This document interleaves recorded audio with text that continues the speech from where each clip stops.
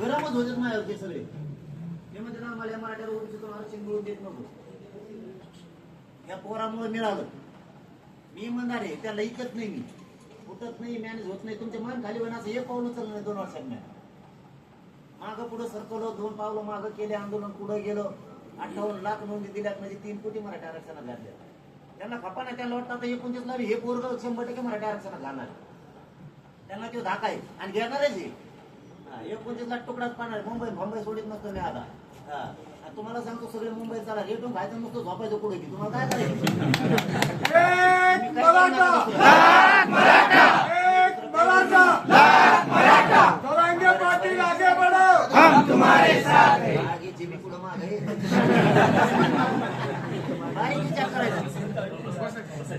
बारीक विचार करायचा, समाज डोळ्यासमोर ठेवायचा.